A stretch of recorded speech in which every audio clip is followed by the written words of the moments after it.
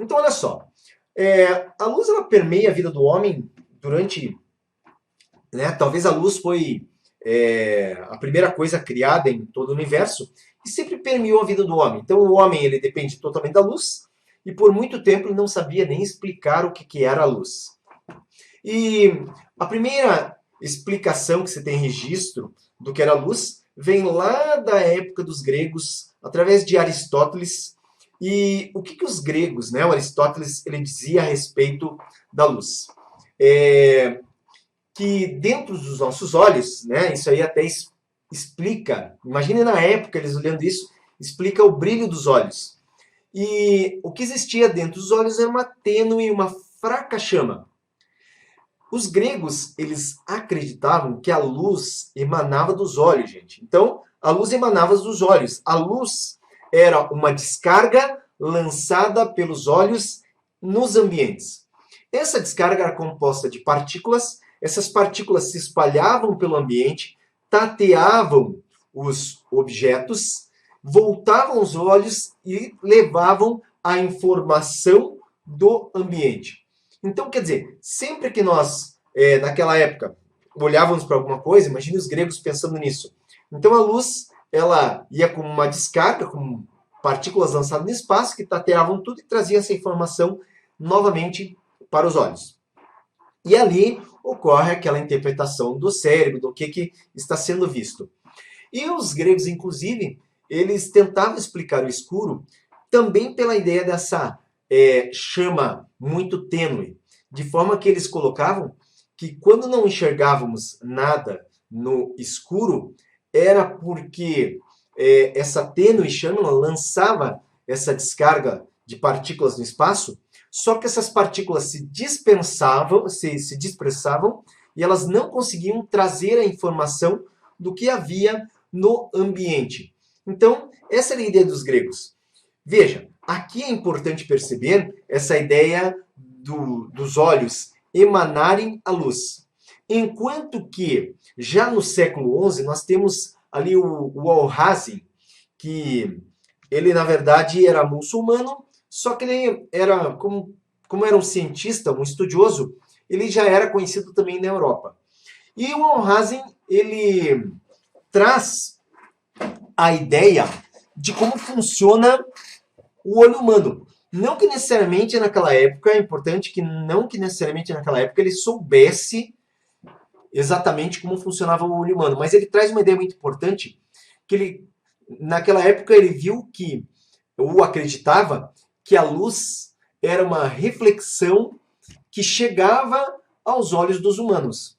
Então existiriam as fontes de luz que emanavam a luz batia ou era rebatida pelas superfícies e chegavam no olho humano e ali eram interpretadas. Observe que esse modelo era dá uma ideia de primeiro modelo de olho humano. Inclusive no Enem de 2016 tem uma questão de uma câmera escura do Al-Hazen. Tá? Se vocês estudaram aí provas antigas do Enem, tem uma questão do Enem que fala sobre o Al-Hazen, isso foi em 2016, e apresentava ali uma câmera escura. Então, nessa câmera escura do Al-Hazen, ali também a questão já tratava desse modelo de visão, mas porque ele acreditava já na luz refletindo nas superfícies. Agora, quando a gente avança, observe ali que existe uma lacuna praticamente de 5 séculos ali, e nós chegamos em Kepler.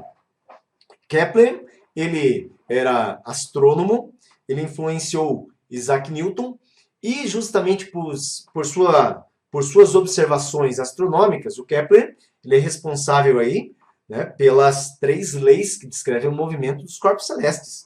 Então o Kepler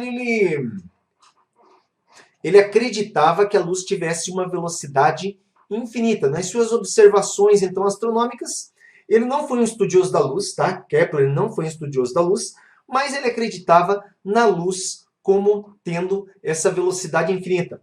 E observe que era muito coerente na época pensar nessa velocidade infinita, porque até mesmo hoje, o que a gente vê?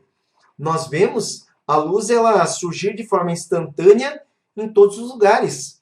Quando a gente bate o interruptor para acender a luz, isso acontece para nós de forma instantânea. Hoje em dia sabemos que a luz tem velocidade finita e sabemos inclusive o valor da velocidade da luz. Mas isso é dado justamente por ser um valor absurdamente alto. Agora, observe que nessa mesma época, René Descartes, ele acreditava já numa velocidade finita para a luz e ele já dava ali indícios de ver a luz como uma onda, e ele propõe a existência de um meio de propagação para a luz que era o plênum. Por que isso? Porque entendendo, já tendo uma ideia da luz como onda, o que acontecia? Se ele olhava, né, veja, ondas que se propagavam na água já eram conhecidos e estudados ali pelos físicos daquela época, tá? Era muito simples estudar ondas do mar. Ondas sonoras também eram estudadas pelos físicos da época. E observe que quando o som se propaga, ondas sonoras se propagam, as ondas sonoras se propagam por um meio material elástico, que seria principalmente o ar. Quando nós consideramos ondas na água, o meio elástico é a água.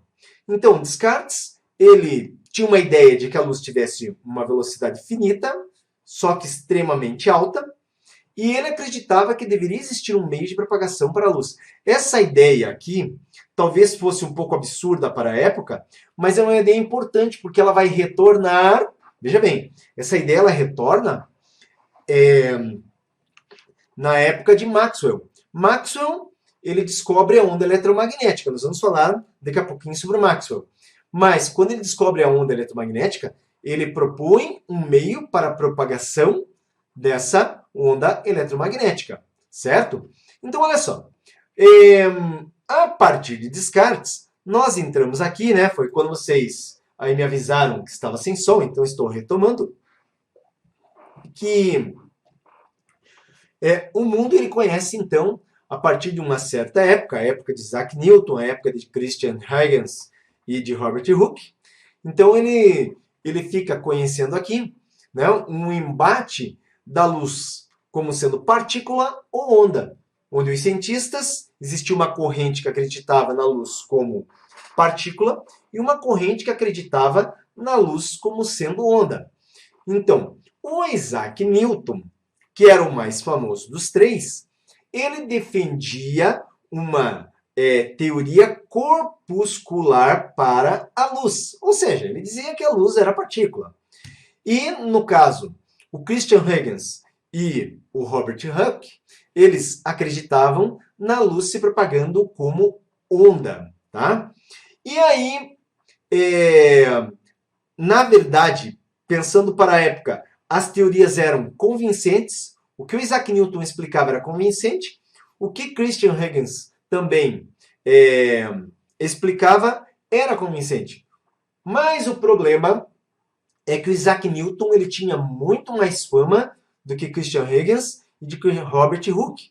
E é evidente que, tendo mais fama do que todos os outros dois, a teoria que vai ganhar força e que ficou realmente em voga durante 200 anos foi a teoria de Isaac Newton, a teoria corpuscular. E é isso que eu quero agora começar aí a discutir esses pontos da teoria corpuscular com vocês. Depois a gente vai discutir a teoria ondulatória, mas vamos ver aí então essa teoria corpuscular. Então olha só. Eu vou apresentar aqui, tá, uma série de hipóteses, de Isaac Newton. Na verdade, nem todas são hipóteses de Isaac Newton, mas principalmente os fenômenos mais modernos associados à luz, tá?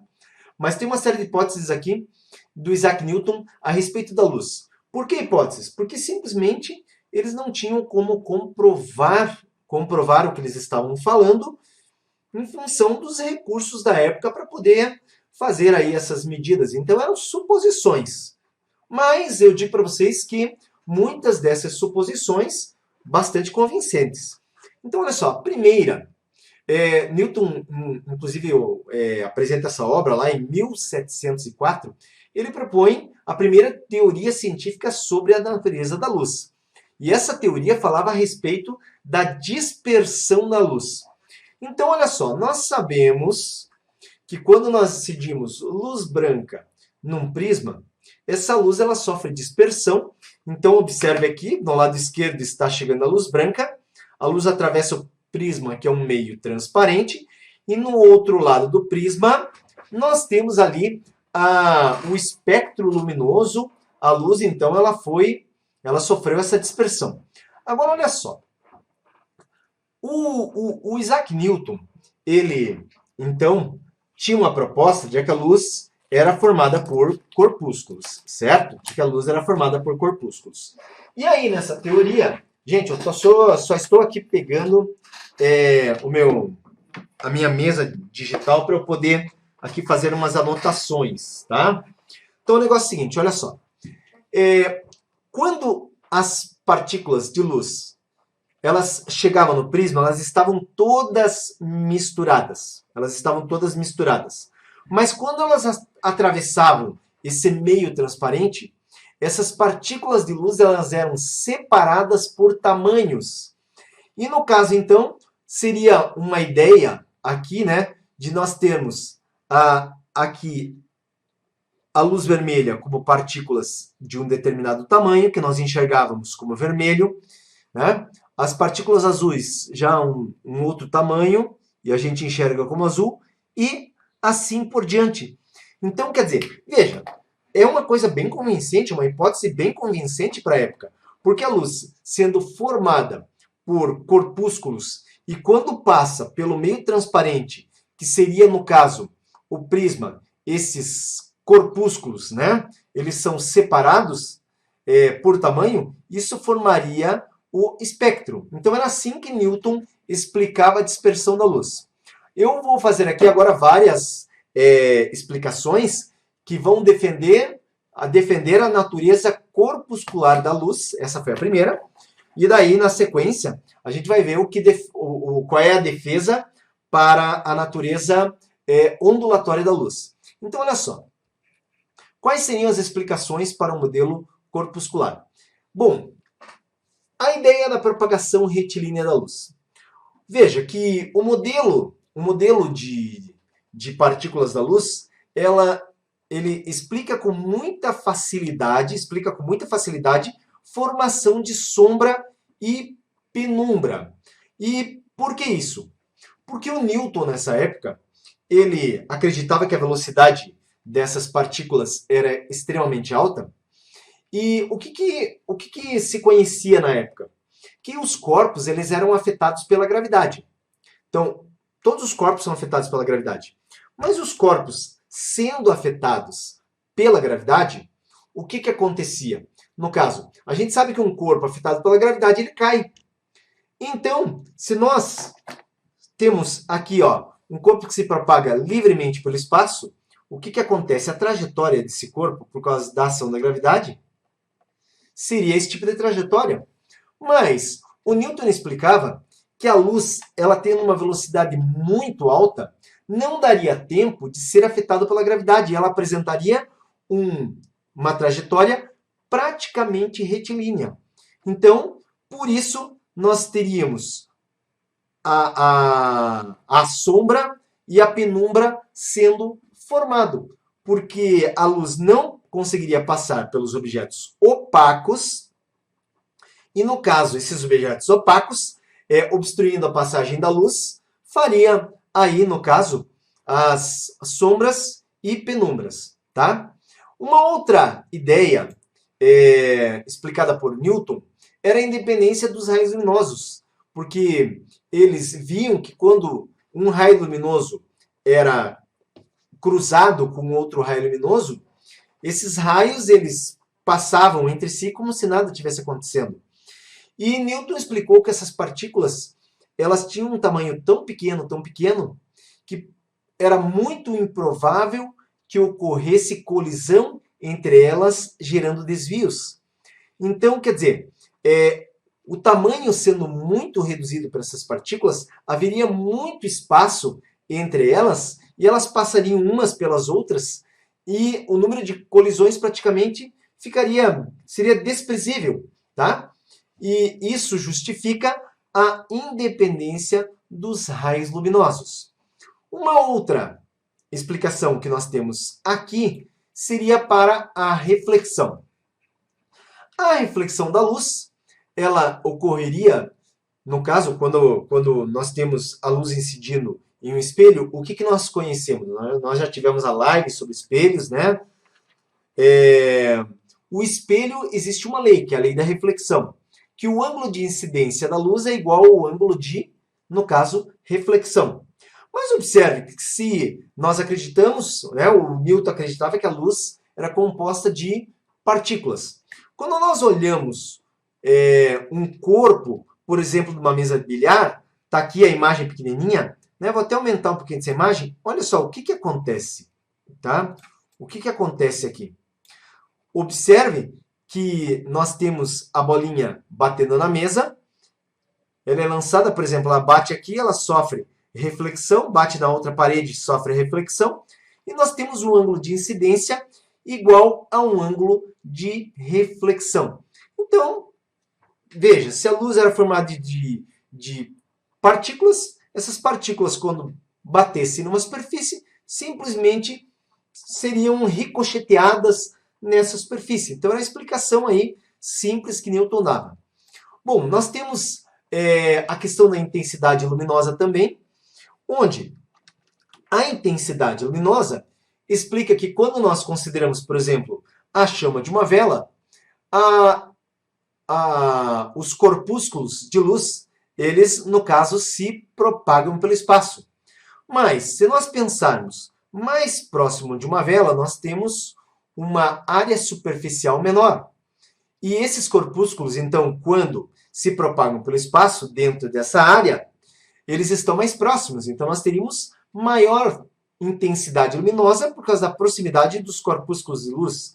À medida que nós vamos considerando pontos mais afastados da chama da vela, o que nós temos? Uma área superficial muito maior. Só que essa mesma quantidade de corpúsculos, então, eles estariam espalhados numa área muito maior. Isso explica a redução da intensidade luminosa quando nós consideramos pontos cada vez mais distantes da fonte de luz. Beleza? E então, temos mais uma explicação aqui, que seria a questão da absorção e do aquecimento. Esse aqui é muito simples, simplesmente sendo formado por partículas, a luz, quando ela bate nas superfícies, ela, no caso, além do atrito, transfere energia cinética para essa superfície, gerando energia térmica. Muito simples, muito fácil de ser convencido por essa ideia, porque basta a gente olhar ali, né, um dia de praia, o que está acontecendo? Nós temos ali a luz do Sol, imaginando que ela é formada aí por partículas, essas partículas emanadas pelo Sol batem em todas as superfícies, e a gente sabe que, né, na praia ficar um pouquinho exposto aí, fica bastante aquecido. Então, quer dizer, é toda essa energia cinética que estaria sendo transferido para qualquer corpo que estivesse sujeito à luz, vamos dizer assim, tá? Bom, na sequência temos mais um fenômeno que é explicado facilmente pelo modelo corpuscular, talvez a melhor explicação para o modelo corpuscular, que é a pressão da luz. Isso que você vê aqui, essa imagem, é uma vela solar, certo? E a vela solar o que é? É como se fosse uma vela de um barco, que a gente vê aí, só que a vela do barco é empurrada pelo vento, não é verdade? E essa vela solar, ela é empurrada por luz. E por quê? Se a luz é formada por partículas, essas partículas, quando batem na superfície da vela, o que nós vamos ter? Nós vamos ter força.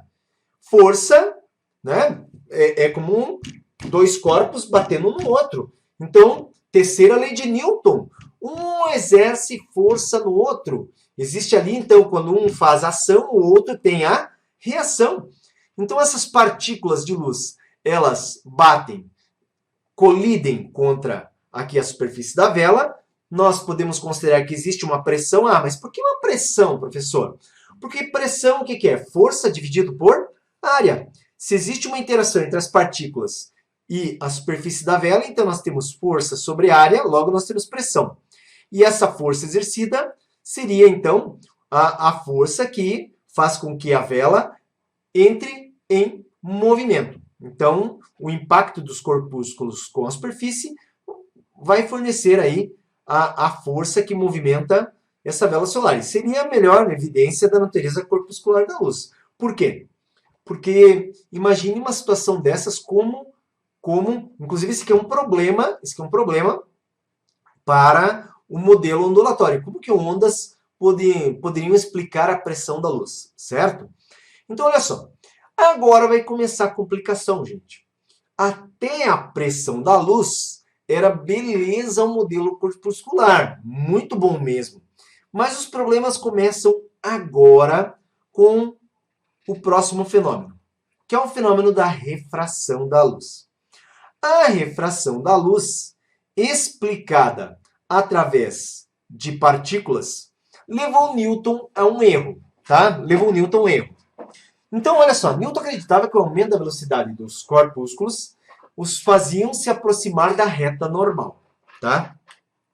Se você já estudou aí a parte de o conceito de refração, tá? Você sabe que quando entra num meio, que seria aqui um prisma, um vidro, um acrílico, seja lá o que for, essa onda luminosa ela vai diminuir de velocidade.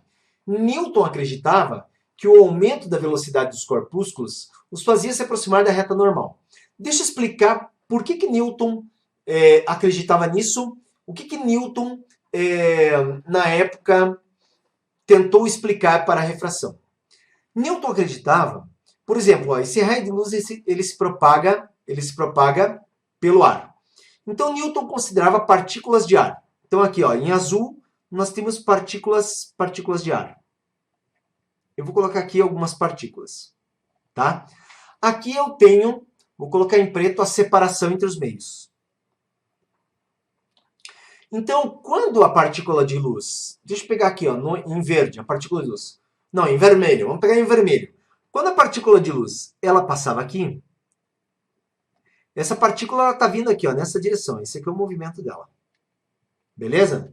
Se estiver muito pequenininho o desenho, avisa que eu tento aumentar. Então, o negócio é assim. O que acontecia com essas partículas, com as partículas de ar? Existia uma interação, elas interagiam, quer dizer, existiam forças entre elas, e, no caso, essa interação de força que existia entre essas partículas, se a gente imaginar uma distribuição normal dessas partículas de ar pelo espaço, isso aqui faria com que a luz andasse em linha reta até chegar nesse ponto aqui. Então, seria aqui. Aqui nós já temos o novo meio. Então, observe que aqui corresponde ao ar.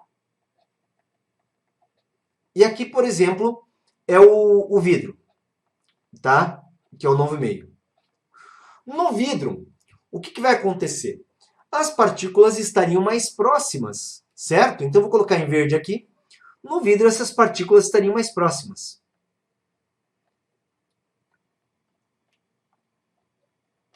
E essa ideia explica, inclusive, a densidade, né, do vidro ser muito maior que do ar. E isso faria com que essas partículas, a partir dessa superfície, interagissem com essas partículas mais próximas. Nessa força de interação, então, seria um valor de força diferenciado. Isso ia fazer com que as partículas sofressem um desvio, porque não existia mais espaçamento como as partículas de ar, e essas partículas, no caso, pela diferença da força de interação, então, seriam desviadas, mas também imaginando uma distribuição regular de partículas no vidro, nós teríamos uma nova trajetória retilínea, tá? Dentro do outro meio, só que com uma velocidade mais alta. Essa era a explicação de Newton para o modelo corpuscular, e nós sabemos hoje em dia que, como eu falei, o Newton cometeu um erro. Por quê? Porque nessa explicação, necessariamente, ele colocava que havia um aumento de velocidade quando passava do ar para o vidro. O raio luminoso passava do ar para o vidro, tinha aumento de velocidade. E aqui já foi o primeiro erro, porque não é um aumento de velocidade.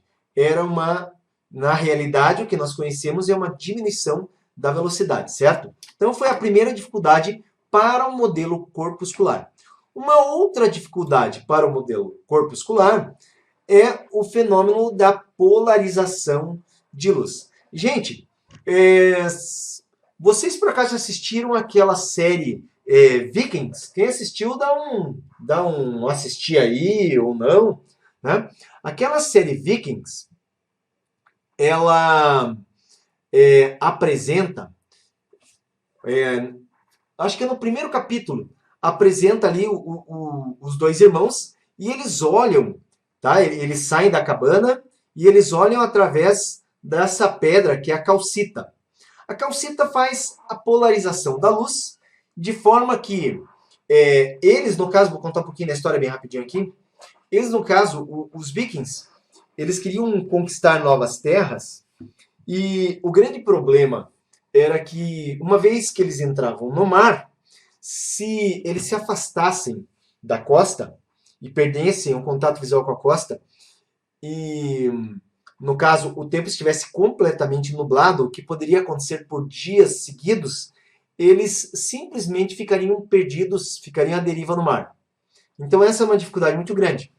Só que eles utilizavam, hoje em dia estudos mostram que a probabilidade de erro que eles poderiam ter cometido com a calcita era apenas de 8%.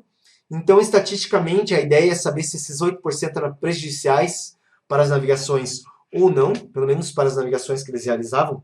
Mas a calcita, o que ela faz? Ela polariza a luz. Onde? No tempo nublado, onde você não consegue saber aonde o Sol está localizado, tá? Porque os raios solares seriam dispersos pelas nuvens em todas as direções, a calcita, ela, no caso, tem planos polarizadores, de forma que a luz, quando ela passasse num plano existente na calcita, a luz, então, ela passaria como se fosse uma espécie de filtro. E, no caso, essa luz que está dispersa em outras direções não conseguiria atravessar o filtro. E esse era um método que revelaria, então, a posição direta do Sol através dos raios que conseguiriam passar pela calcita, sendo que raios dispersos já não passariam através desse filtro. E essa era uma forma de polarizar, onde essa luz que passasse, então, por esse filtro, ela teria uma redução de intensidade luminosa.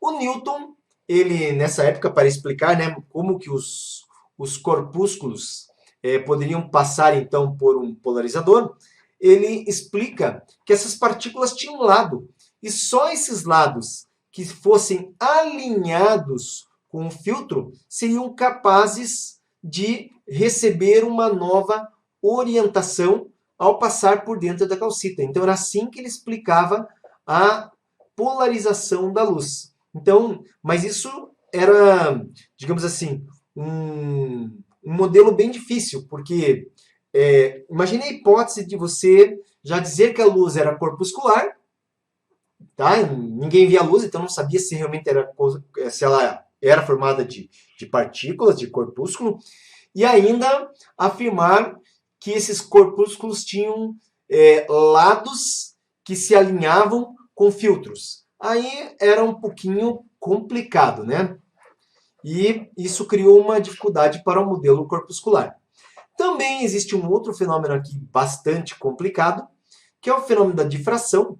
E o fenômeno da difração diz que quando a luz passa por uma fenda ou por um obstáculo, desde que essa fenda ou obstáculo tenha a mesma ordem de grandeza do comprimento de onda da luz, o que é que acontece? Existe o fenômeno da difração, onde a luz ela preenche esse ambiente, né? Ela passa para o novo ambiente e ela começa a se propagar nesse novo ambiente.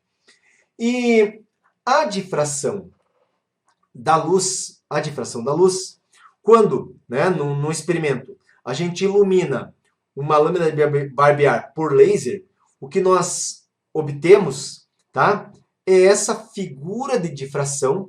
Observe que o contorno da lâmina de Gillette, ele não é claro, tá? Então, quer dizer, se formam aqui esses vários contornos. E isso aqui é um problema muito grande, tá? Para explicar. Por quê? Porque lembre-se que a explicação de penumbra e sombra, quando a luz passava por um objeto opaco, como a sua propagação é retilínea, ela formava a sombra daquele objeto de forma exata. E aqui nós tínhamos esses contornos múltiplos na lâmina, resultado, no caso do fenômeno da difração, e que dificultava muito explicar, então, como que essas partículas poderiam formar essas franjas. E aí, o golpe de misericórdia para o modelo corpuscular vem, né, justamente em função da difração, mas de um fenômeno que ocorre por causa da difração. Esse fenômeno que ocorre por causa da difração seria a interferência luminosa.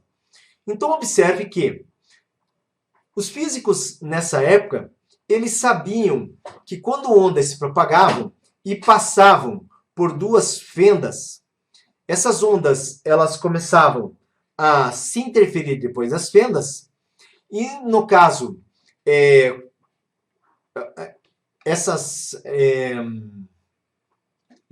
vamos tratar como onda, né? Essas ondas, elas começavam, no caso, a interferir entre si, e nós temos ali a famosa interferência construtiva e interferência destrutiva. E aqui, se você observar, nós temos o anteparo, e o anteparo ele começa a criar essas franjas ou essas raias. Então, onde você vê esverdeado, seria uma interferência, tá? Uma interferência da onda que se propaga, ou da luz que se propaga. Uma interferência construtiva, aqui destrutiva, construtiva, destrutiva, construtiva, destrutiva. Isso aqui pode ser, inclusive, ondas que se propagam pela água. É claro que daí não fariam, não seria uma iluminação no anteparo, mas seriam os pontos de encontro em que a gente consegue perceber toda essa ondulação na água. Com o som também acontece a mesma coisa, porque o som, quando passa por duas fendas, nós, dentro do ambiente, vamos perceber pontos dentro desse ambiente onde o som se extingue e pontos onde o som está reforçado, mostrando que essas ondas sonoras, depois de passar pela fenda, elas se interferem, e essa interferência pode ser construtiva ou destrutiva. Isso aqui foi o golpe de misericórdia, por quê? Como que partículas, passando por duas fendas, poderiam criar um padrão de franjas? A única coisa possível de acontecer aqui, tá, era simplesmente, se você tem duas fendas, duas linhas, né? Era isso que poderia acontecer. E, no caso, ficava muito difícil a explicação de um modelo corpuscular, tá? Bom, é claro que é muito importante aqui a compreensão de que, naquela época, o Christian Huygens e o Robert Hooke não haviam feito esse experimento da dupla fenda, então eles desconheciam isso aqui, eles apenas acreditavam que a luz, se ela se propagava através de um meio, tá? Através de um meio. Então, no caso, como acontecia com a água, como acontecia com o som. Então, quer dizer, as ondas precisavam de um meio para sua propagação, e eles analisavam alguns fenômenos que também ocorriam na água e que eram facilmente visíveis, como a reflexão de ondas na água e como a refração de ondas na água. Esses fenômenos, na época, eles eram visíveis e eles simplesmente usavam, lembre-se que tudo era hipótese, eles usavam desses fenômenos para dizer que a luz também poderia ser igual. Mas, pela força da fama de Newton, essa teoria deles não foi levada para frente, tá? Mas quando que realmente o modelo de ondas começa a fazer sentido? Então, vamos ver aqui, ó. Teoria ondulatória da luz. Então, olha só, como eu comentei, dificuldade de explicar certos fenômenos, Robert Hooke e Christian Huygens defendiam a teoria ondulatória da luz. É aquilo que eu falei. O Isaac Newton, ele teve dificuldade em relação à polarização, ele teve dificuldade em relação à refração, tá? Teve dificuldade em relação à difração. Isso fazia com que o Christian Huygens e o Robert Hooke defendessem naquela mesma época uma teoria ondulatória, mas apenas quando ocorre esse experimento chamado da dupla fenda do Thomas Young é que cai por terra, digamos assim, a teoria corpuscular da luz. Por quê? Porque o Thomas Young, quando ele joga a luz, essa luz incide em duas fendas, essa luz, ao se propagar depois das fendas, simplesmente apresenta esse padrão de franjas. E esse padrão de franjas só poderia ser percebido naquela época por ondas que se propagavam através da água e por ondas sonoras. Quer dizer, então, era um experimento que colocava em xeque totalmente a teoria corpuscular. Isso aí, gente, vem, no caso, a dar força suficiente para toda a comunidade científica pensar, então, peraí, realmente a luz, então, é uma onda, não é uma partícula.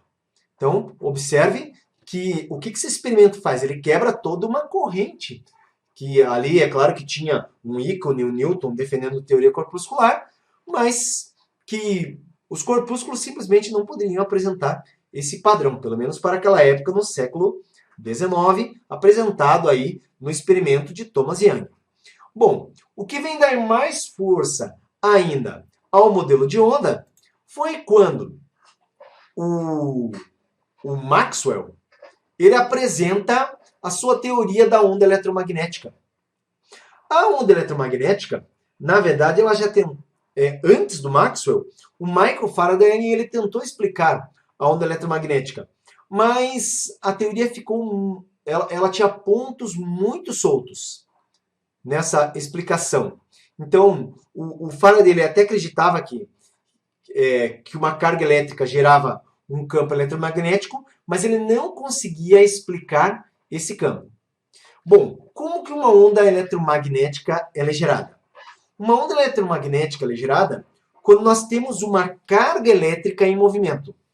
Essa carga elétrica em movimento, ela tem que ter um movimento cíclico. Então, observe, imagine que isso aqui é uma carga, tá? Uma carga negativa, e essa carga negativa, ela se movimenta num sentido e no outro. Tá? Num movimento de vai e vem. Considere aqui, evidente, que essa carga se movimente, né, entre esses extremos, vamos colocar aqui extremos de movimento, num movimento estupidamente alto, quer dizer, com uma frequência altíssima. Esse movimento de vai e vem aqui ocorre de maneira muito rápida. Então, nós temos essa carga elétrica gerando. Veja que a gente sai da nossa última aula, a aula de ontem, do eletromagnetismo. Então, nós sabemos que a carga elétrica ela é capaz de gerar um campo elétrico e carga elétrica em movimento gera um campo magnético, quer dizer, gera dois campos. Esses dois campos, eles são autossustentáveis, eles se sustentam, um campo dá sustentação ao outro e eles são perpendiculares entre si. Isso aqui é o Michael Faraday. Ele não sabia explicar que esses campos gerados eles eram perpendiculares entre si, de forma que um campo sustentava o outro nessa, né? Esses campos então se propagavam aí pelo espaço. Isso gerava a onda eletromagnética. E o Maxwell ainda apresenta a teoria do éter, porque uma vez que se acreditava que aqui nós tínhamos então a onda eletromagnética, tá? E a luz nada mais é do que, hoje em dia sabemos que ela é uma onda eletromagnética, apesar que o espectro eletromagnético ele é muito maior do que aquela faixa da luz. Lembrando aqui que nós temos o quê? Ondas de rádio, micro-ondas, infravermelho, daí a faixa da luz que vai do vermelho ao violeta, daí o ultravioleta. Depois do ultravioleta nós temos raio-x, né? E por último lá os raios gama. Então esse seria todo o espectro eletromagnético. Então toda onda eletromagnética tem esse comportamento. E o Maxwell, então, ele, nessa teoria de ondas, acreditava que precisava existir um meio elástico para essa propagação, e esse meio, no caso, seria o éter, tá? Então esse meio seria o éter. Bom, vamos seguir em frente, gente, porque agora nós temos ali alguns fenômenos que ajudam ou que sustentam o modelo de ondas, tá? Então o primeiro fenômeno que sustenta o modelo de ondas é a teoria ondulatória da luz, onde não só sustenta o modelo de ondas, mas também mostra que a onda luminosa é uma onda transversal, que se propaga, no caso aí, em todas as direções, mas é uma onda transversal. E por que ela é uma onda transversal? Porque quando usado um polarizador, tá? O polarizador é um filtro, e esse filtro, então, ele pode, né, ter aqui, vamos dizer assim, raias em qualquer direção. Então imagine que esse filtro ele tem uma disposição de modo a filtrar a onda na direção vertical.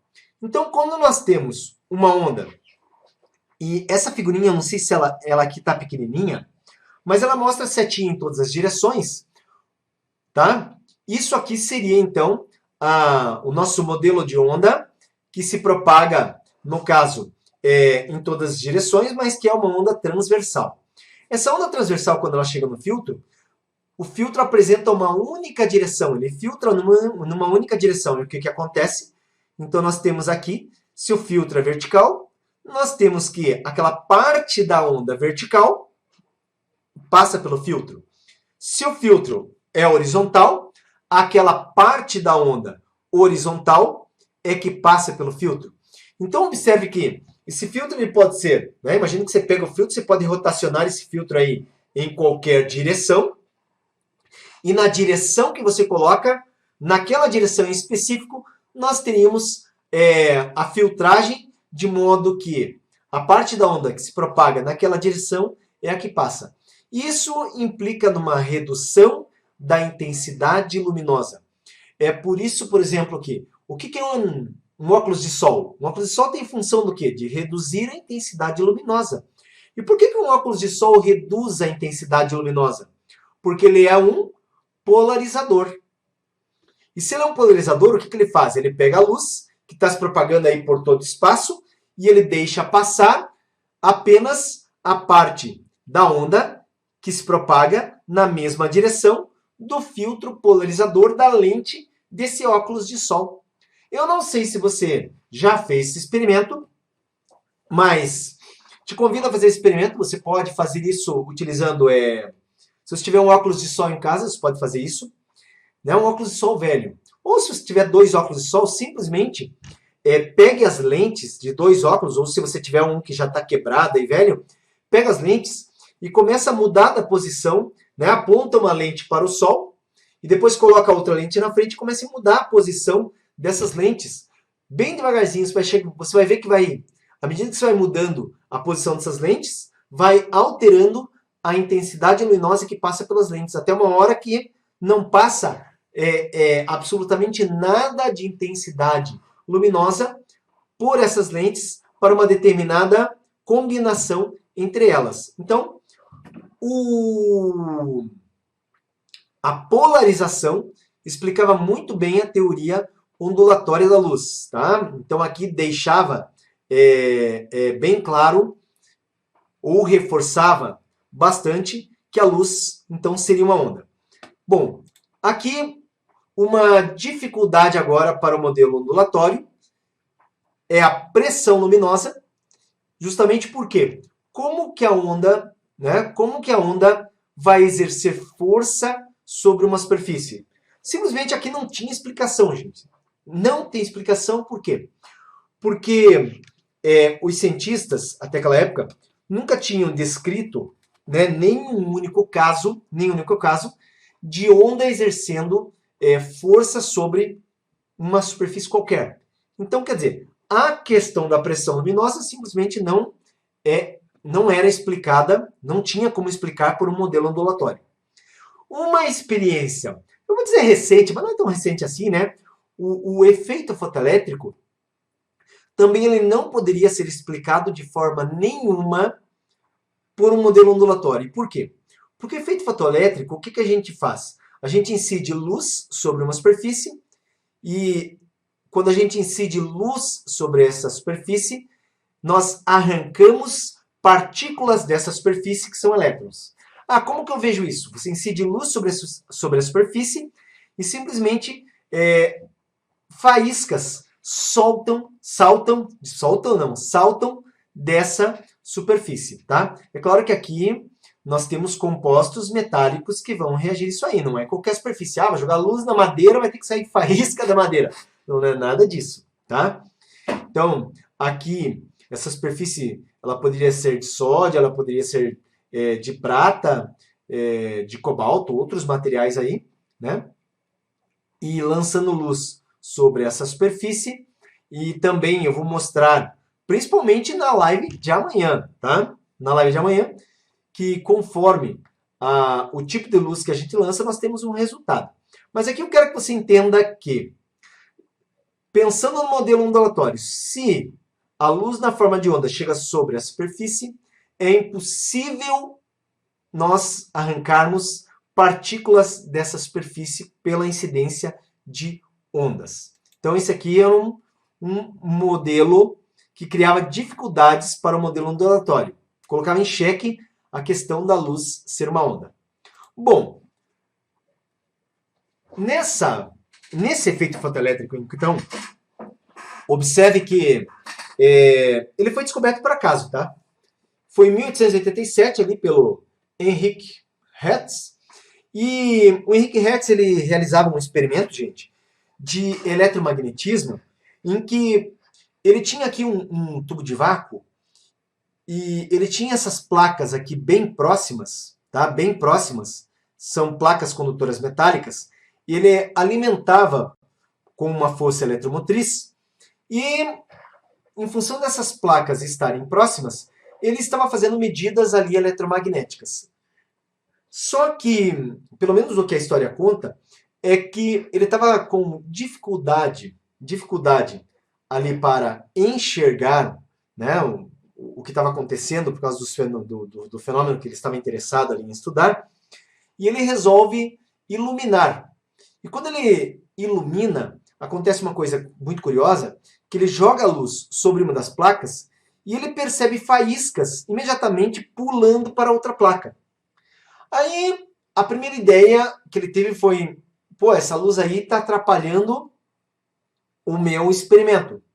Né? Porque ele não queria ver faíscas ali. Ele estava fazendo medidas elétricas com essas placas próximas. Era isso que ele estava fazendo. Quando começa a sair faíscas, então a primeira ideia dele era fazer um isolamento em relação a essa luz. E ele usa, né, um material, daí ele percebe que não acontece nada, ele muda, não acontece não consegue resolver o problema, continuava saindo faíscas ao incidir luz. Ele coloca um outro material para tentar isolar, né, usando material dielétrico que não conduz corrente elétrica, usando materiais condutores, e ele percebe que as faíscas continuavam a soltar de uma placa para outra. E ele chegou à conclusão, então, que a luz é que fazia isso. E ele também testou outras cores de luz. E nesse teste com outras cores de luz, nessa época, ele achava que isso não acontecia com a luz vermelha e nem com a luz amarela. Só que tem um detalhe. Tá? Com a luz ultravioleta que está aqui, acontecia essas faíscas, que na verdade eram os elétrons saltando de uma placa para outra. Aí o negócio é o seguinte, né? O Hertz ele não sabia explicar o que estava acontecendo. Ele simplesmente não sabia dizer por que quando se jogava luz sobre a placa, essas partículas pulavam de uma para outra, que eram faíscas. Na verdade, ele nem sabia dizer aí que essas partículas, essa faísca eram partículas. Bom, como explicar o efeito fotoelétrico. Mas você agora vai ver que existe um outro problema, tá? Um outro problema que também não era explicado e que eu vou comentar aqui. Até porque a solução do outro problema resolve esse problema. Então deixa eu comentar do outro. Que era a catástrofe do ultravioleta. Bom, a catástrofe do ultravioleta, hoje em dia nós já temos conhecimento, deixa eu ver se eu consigo aumentar aqui esse gráfico, de que nós temos, para cada cor de luz, tá? Nós temos associado aqui um efeito térmico. Então, observe aqui que eu tenho registrado 5.000K, 4.000K, 3.000K, e aqui eu tenho o quê? Valores de intensidade luminosa e valores de comprimento de onda. Então, olha só, presta atenção no detalhe. Eu tenho aqui o comprimento de onda nesse gráfico, que é o lambda, e o lambda aumenta aqui para a direita. E aqui eu tenho simplesmente a intensidade luminosa, que eu vou representar por I. Tá? Bom, pela equação fundamental ondulatória, em que V é igual a lambda vezes F, se no caso a luz tem velocidade constante, tá? Frequência e comprimento de onda são inversamente proporcionais. Então, se nós temos para a direita o aumento do comprimento de onda, nós temos aumento da frequência para a esquerda. Certo? Bom, e aí o que acontecia nesse caso? Tá? Nesse caso. Então, peraí, deixa eu ver aqui. 3.000, isso, comprimento de onda cada vez maior. Exatamente. Então, observe que quando os cientistas eles faziam um estudo a respeito, né, do efeito térmico em lâmpadas, isso aqui a gente vê hoje em dia, por exemplo, quando você compra uma lâmpada no mercado, tá? Ali é informado, né, se é 4.000K, se é 6.400, que essa temperatura de cor, ela está associada à emissão, né, à frequência de emissão da luz. E no caso, as frequências mais baixas, o que acontecia? O comportamento era exatamente o esperado quando se fazia o experimento de efeito térmico. O resultado esperado era exatamente o que poderia ser comprovado através de cálculos matemáticos. Só que a teoria clássica, quando chegava lá na faixa de frequência do violeta, que era uma frequência, no caso, mais alta, tá? A frequência do violeta, que era uma frequência mais alta, simplesmente aqui nós tínhamos um valor de energia que tendia ao infinito. E isso aqui simplesmente violava a lei de conservação de energia, porque nós não poderíamos ter uma energia tendendo ao infinito. Então, isso aqui assolava os físicos da época, tá? Assolava os físicos da época esse tipo de comportamento, porque a teoria clássica dizia uma coisa, a parte experimental dizia outra, tá? Então, na hora que fazia o cálculo, o cálculo dizia que isso aqui devia explodir tendendo infinito. Mas, experimentalmente, não é o que o gráfico aqui mostrava. Então, o que acontece? Simplesmente os físicos eles não conseguiam explicar o que era a catástrofe do ultravioleta naquela época. E surge, então, né, o Max Planck, e ele vem com uma solução improvável. Nessa solução improvável, ele vai ganhar o Prêmio Nobel de Física por causa disso, ali em 1918, e também abre, né, toda uma nova categoria para a física, que é a física quântica.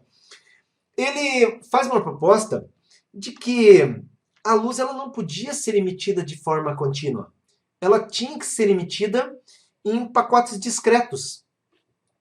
E era uma solução totalmente louca, porque era, digamos assim, uma espécie de solução desesperada para tentar explicar essa catástrofe do ultravioleta, tá? Mas a teoria dele, né, da energia sendo irradiada em quantidades múltiplas de um valor fundamental, o que significa que a emissão luminosa ocorria não de forma contínua, mas sim em pacotes. Isso aqui conseguia explicar, então, no caso, a conformidade de todas essas curvas, ou de todas essas emissões, e resolvia o problema da catástrofe do violeta. E o que ele propunha era o seguinte, olha só, quando nós tínhamos, então, a emissão de energia, essa emissão de energia, ela não ocorria de forma contínua, e se você ver aqui, detrás desse X tem uma seta, como se fosse energia. A energia, quando emitida, ela era dividida em pacotes. Então você vê aqui setinhas maiores, setinhas menores, representando esses pacotes. E esses pacotes, todos eles eram múltiplos de um valor fundamental. Por exemplo, essa setinha pequenininha poderia ser o valor fundamental. Essa aqui com o dobro do tamanho, então seria um múltiplo. Essa aqui um outro múltiplo. E assim por diante. Múltiplos de um valor fundamental. Então, observe que essas pequenas unidades, esses pacotinhos, tá? Esses pacotinhos que eram emitidos, eram chamados de quantum. E o plural é o que a gente conhece hoje em dia como quanta, certo? Então, quanta de luz são todos esses pacotes sendo emitidos e quantum é cada um individualmente.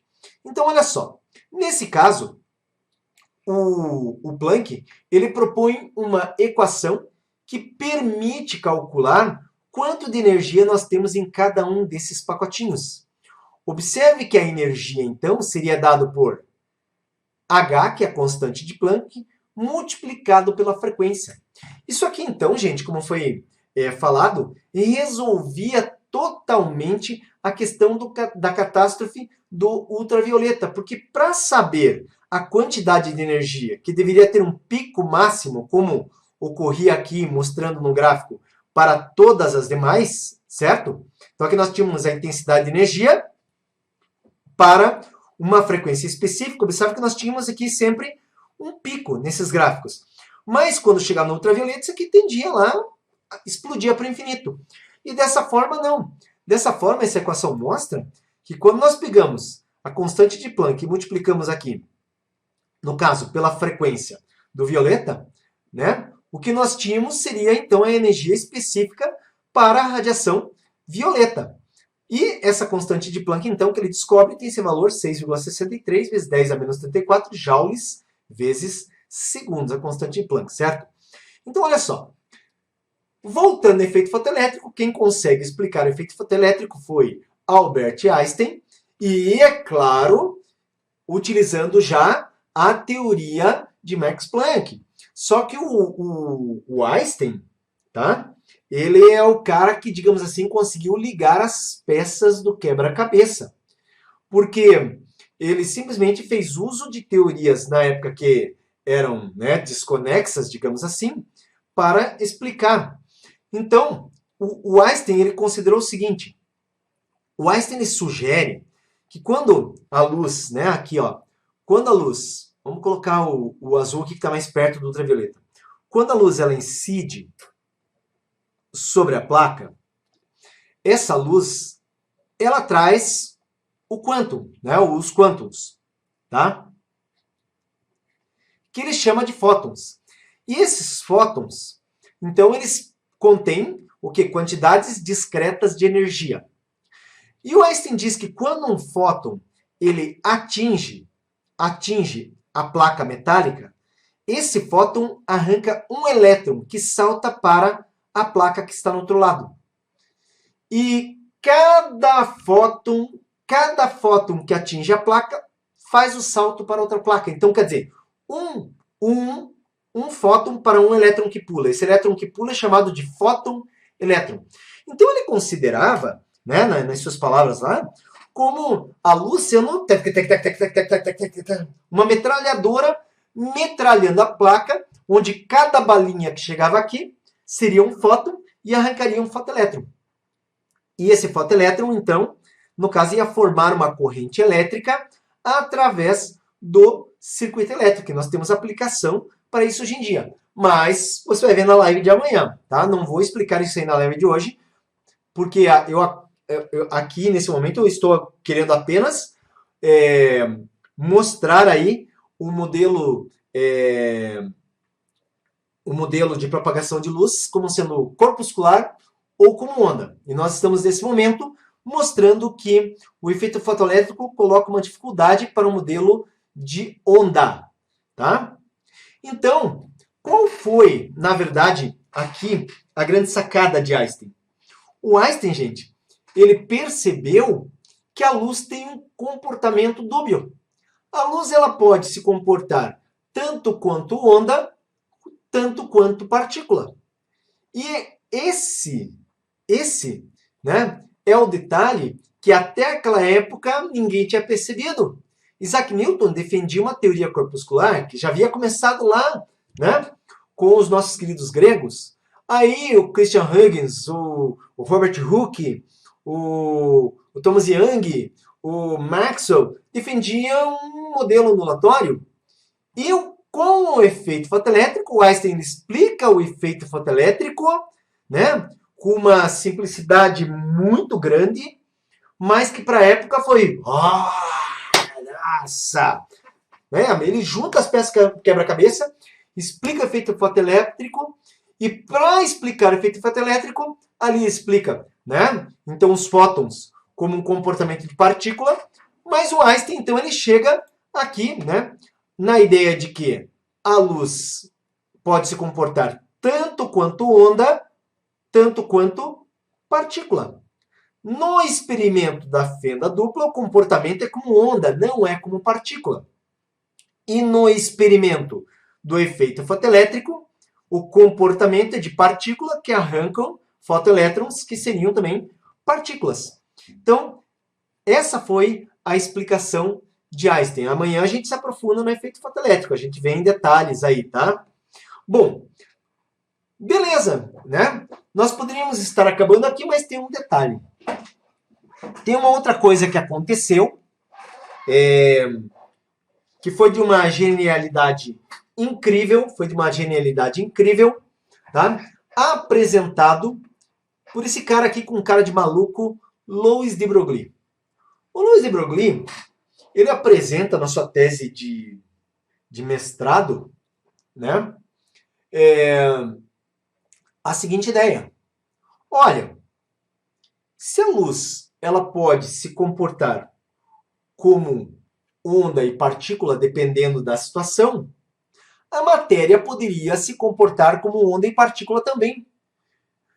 Presta atenção no que eu estou falando. A matéria, isso significa que ele está dizendo que um elétron pode se comportar como onda ou partícula. Que uma pedra pode se comportar como onda ou partícula. Como você que está assistindo aí pode se comportar como onda ou partícula, ou eu posso me comportar como onda ou partícula. Ou qualquer coisa que exista nesse universo pode se comportar como onda ou partícula. Essa foi a teoria de de Broglie. E ele vai ganhar o prêmio Nobel por causa disso. Tá? Na época foi apenas uma suposição, ele não apresentou aqui, através de um experimento, essa teoria, mas ele apresenta a teoria, e essa teoria é comprovada mais tarde, tá? Através do experimento de Davison e Germer. Então, o experimento de Davison e Germer, para você entender, eu coloquei aqui o experimento da fenda dupla, em que quando acontece na água, o que acontece? Olha só, a onda passa pela fenda e começa, né, a formar aqui frentes de ondas que se interferem, e quando essas ondas atingem aqui o anteparo, nós começamos a ter aqui, por causa da interferência de ondas, interferência construtiva, o que seria, né, vou ter que pintar de outra cor aqui, vermelho, aqui uma linha, né, iluminada no anteparo, daí aqui uma região de interferência destrutiva, uma franja, outra franja, e vai caindo a intensidade, né? Tanto à direita quanto à esquerda. Isso aqui era conhecido. Desde a época lá de antes de Isaac Newton, os físicos conheciam esse padrão. Na dualidade onda-partícula, o que acontece, e a experiência que o Davidson e o Germer fizeram, foi justamente pegar aqui uma placa que tinha uma fenda dupla, lançar elétrons, e aí a hora que eles vão ver lá no anteparo, qual que era o padrão? Simplesmente experimentalmente, eles obtiveram um padrão de franjas. Mas note que o padrão de franjas é um padrão para ondas, certo? E o que eles lançaram foi partículas. Então eles mostraram que a partícula poderia ter um comportamento ondulatório.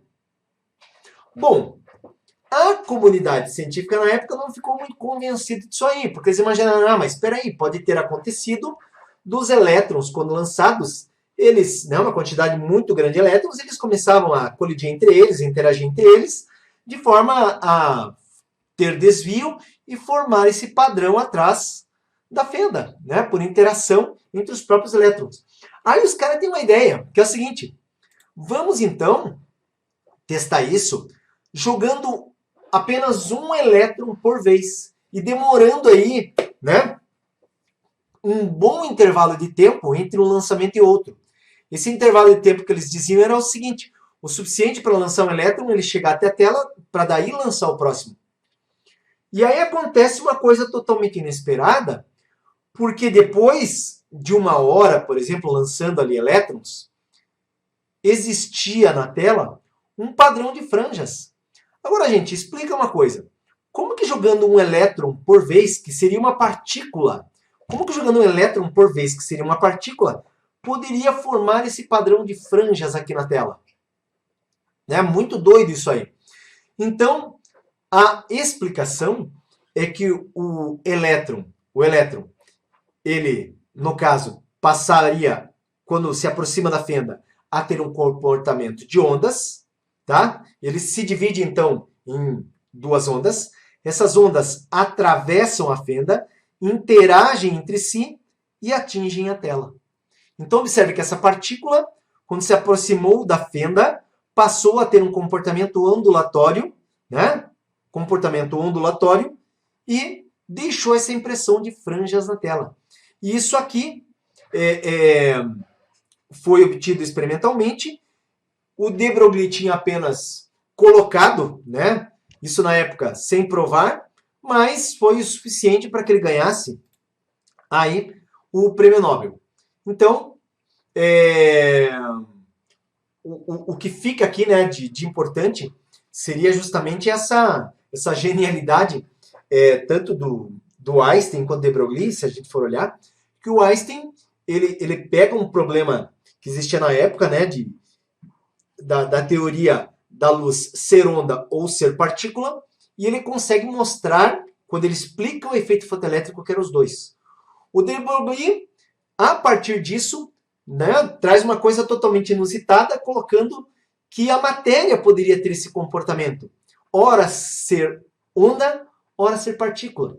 E quando ocorre aqui esse lançamento de um elétron por vez, então fica provado, né, esse comportamento da matéria de ora onda, ora partícula, ou na própria experiência, né, quando é utilizado ali, aqui já é uma experiência de dupla fenda, né? E deixa eu só colocar para você, a gente está acabando essa live, que é possível calcular o comprimento de onda da matéria, tá? Então, o comprimento de onda de Broglie, que é o comprimento de onda da matéria, lambda é o comprimento de onda, então, para calcular o comprimento de onda da matéria, nós fazemos o seguinte, nós dividimos a constante de Planck, tá? Pelo momento linear ou pela quantidade de movimento da matéria. Então, se você pegar uma partícula, a massa dessa partícula multiplicado pela sua velocidade divide a constante de Planck. Isso dá o comprimento de onda da matéria, tá? Se você, aí, ser humano, como eu, se a gente pegar a nossa massa e a gente sair correndo que nem o Usain Bolt, né? Ah, não, vou correr o máximo que eu puder para ver aí qual que é o meu comprimento de onda. Então, se a gente pega aqui a nossa massa, multiplicamos pela nossa velocidade e dividimos aqui pela constante de Planck, a gente vai achar um lambda. O problema é que esse lambda, ele é de um valor tão pequeno, gente, mas tão pequeno esse comprimento de onda, tá? Que ele não tem como interagir com esse mundo macroscópico que nós conhecemos. A única interação que poderia ocorrer é com o mundo microscópico, apenas com esse mundo quântico. Então, quer dizer, para nós é totalmente imperceptível, tá? Totalmente imperceptível. O que acontece no mundo macroscópico, acontece no mundo macroscópico. O que acontece no mundo quântico, acontece no mundo quântico. Beleza?